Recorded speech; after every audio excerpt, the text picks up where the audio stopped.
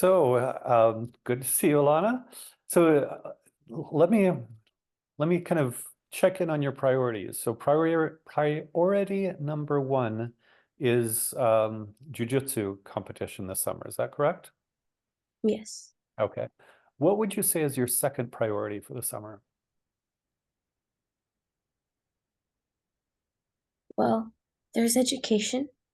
I think that's kind of a wide scope because there's math and there's reading and there's learning and history and podcasts and then projects. Um, I'm just a small detail that's related to education. I wasn't that into history, but my dad is, and he's been playing Dan Carlin's Hardcore History in the car as a podcast. It's one of his favorite podcasts. Hmm? And we're listening to Supernova in the East of the Japanese Pacific Theater in World War II, and it's really interesting. So I'm going into that more, and I think it's really, really cool. Very cool. We can jump into history, and that's fabulous you're doing that. I want to kind of understand how you think about learning in general a little bit more. So I guess, it's clear to me that jiu-jitsu is a priority and competition. Well, is it the jiu-jitsu? Is it the competition? How would you describe that priority? In what way is that a priority for you? Well, when you say competition, there's just a few points. Well, if you say competition is the priority and training for the competition isn't the priority, I don't think that's the best way. I think training should be the priority and then or training for the competitions because it's not just showing up to the competitions, you have to work for it. Mhm. Um, that's number one. Would you say, in some sense, excellence is the priority and that training leads to excellence and the competition is a sort of measure of excellence? I think excellence depends. Do you mean like performance or outcome? Good question. And I realize that you could really perform well and still lose. There just things happen sometimes. Um, and I guess, uh, when you said training is the priority, I guess I would expect the reason that training is a priority is for you to improve constantly. That is, it's Yes. not just to train. Training, the purpose of training is, and the reason I thought of excellence is, the peak to improve as much as possible. Is that accurate? Yes. Okay. And right, and then competition are a rough and inconsistent measure of that because sometimes you can have trained and just be in top condition, and for various reasons, it could still lose a particular match. But still, competitions give you some sense of, is the training resulting in getting better all the time? Fair enough? Yes. Okay, cool. In which case, let's think about learning. What would you say are your priorities with respect to learning, either this summer or, longer term? Well, there, like I said, that's pretty big. Um, we're gonna be traveling out this year for competitions, and to see family. So learning more about what goes into that, just learning about life and how that works. It's just learning and listening from my parents. And then there's the actual learning, like math, and I want to get ahead in that. But priorities for learning, I mean, what would benefit me most in the future for me to work on right now? I'm not too sure. Okay, totally fine, totally fine. I actually like how you separated kind of, do you know what the word ambient means? When you say ambient, I think of like ambient music and being calm and meditating and stuff. So I'm not sure. Yeah, ambient means sort of in the air, in the environment around you, kind of what's going on around you. And so I hear you dividing your learning into two things. One is specifically academic learning, for instance, mathematics is the example you mentioned. And the other is kind of learning from being around your family and traveling and all of that. Did I understand you correctly? Yeah, yeah, that's a good way to put it. So I would describe the first as kind of ambient learning. And certainly it sounds like listening to history podcasts with your dad is part of that. Can you say more about what other kinds of learning you expect to learn from being around your family in your travels? Well, in my travel, there's places to see, cultures and different areas to explore, but then also maybe find not that they or not that my parents indulge everything to me, but there might be some financial experience, learning how to budget and um, again priorities. So just for example, when you're traveling, I think it's fun to listen in, especially when my parents are planning something. It's interesting to hear all their thoughts. Got it. Would you say as you've gotten older, you pay more attention to these kinds of things? Definitely, I think everybody, not just me, when they're younger, I just went along with the flow. I didn't really know what happened. Hmm. But now that I'm getting older and I'm around my parents more when they're doing stuff other than bringing us places and taking care of us. I think it's I think it's good that I'm hearing that kind of stuff because I don't think I should be unprepared Yeah, for in a couple of years when I'll be helping with that. yeah. Did you by any chance take the finance elective this last year? I did. So do you think taking the finance elective has made you listen to your parents' discussions of finance in a different way? Yeah, definitely. Yeah, that makes sense. That makes sense. Do they kind of discuss some kinds of financial decisions with you? I think, or they don't go, Alana, come here, listen, but they don't say, Alana, go into the other room. I think they are free with me listening in, and then they know I listen in too. So it's not like they're trying to have me not listen. But it's kind of cool you get to apply.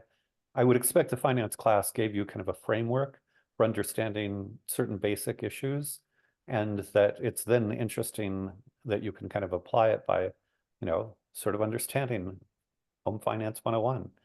Um, and then with math, what are your specific math? You told me, but I forgot. What are your specific math goals this summer? It's okay. So I'm in sixth grade. Last year I was doing seventh grade math. Um, this summer I want to move on to eighth so that I'm still a grade ahead and also doing harder math than I would for tests. Um, of course, math is important. I've never been like the kid who's super interested in math, but recently I've been better at it, or I feel better at it than I have been over the past couple years. So Mhm. it's made me more confident, and I like it. Oh, good. How much math do you do over the summer? Like a certain amount every day, every week? Roughly how much do you do? So the first few weeks of summer, I really haven't had a lot of time to isolate, but when like next week, every day I'm gonna sit down and try and do some math space, Like half an hour, 15 minutes, an hour? How much? 15 minutes to half an hour.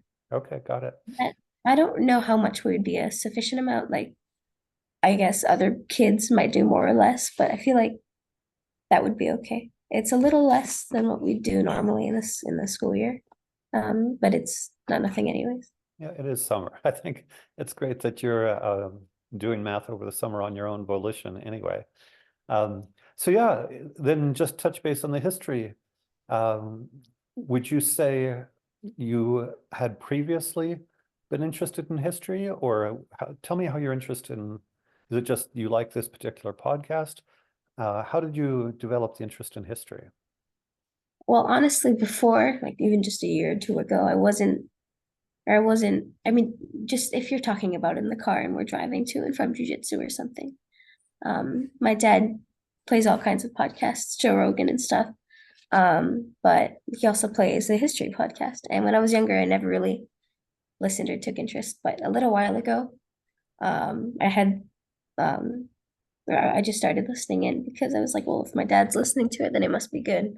Mhm. Um, and the first one was, yeah, I found it really, really interesting, especially because it was touching bases on different battles and war that I'd never really looked into. And now I know a little more than I did a month ago. So What's great. interesting to me is what I'm hearing is that, in finance, you're starting to pay more attention.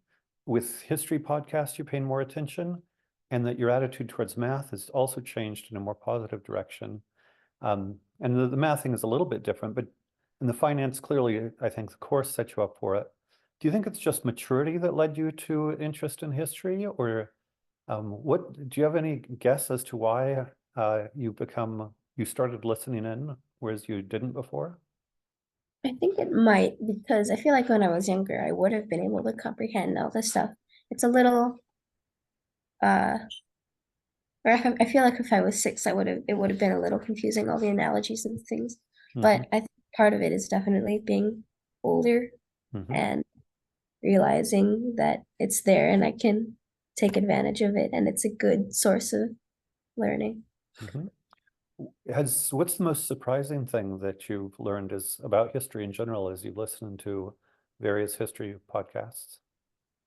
Let's see, the one for the one that we're listening now, is again the about World War II, the Pacific Theater.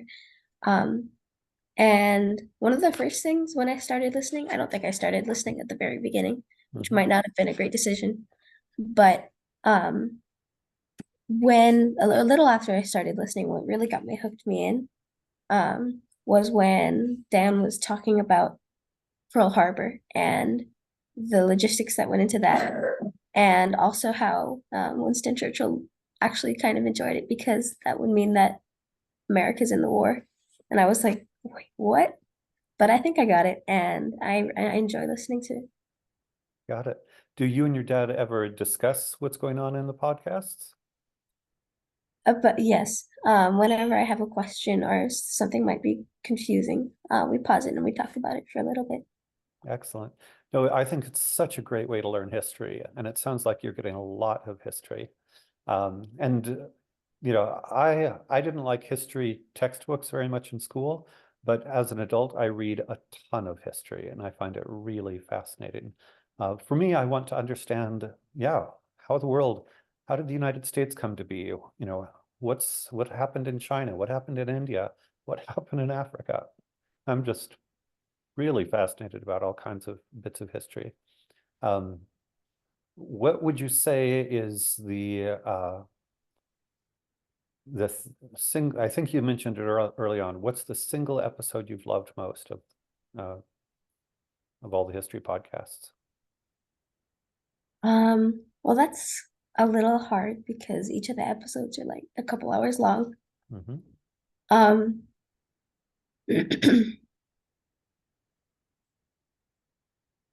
I think the one that I mentioned had the part about Pearl Harbor in it because again, that's what got me really, really, really interested. And taught me a lot of new things.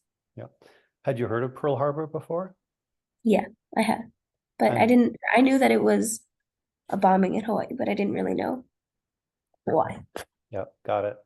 Okay, well, this is all really exciting. I'm so glad to hear you're getting deeply into history. And great that you're working on math over the summer. And yeah, good luck on not luck. Good luck is an expression we use all the time, but when something like jujitsu is a matter of commitment and skill, it feels problematic for me to describe it as good luck. So Good um, commitment. kudos to you for your discipline on the jujitsu as well.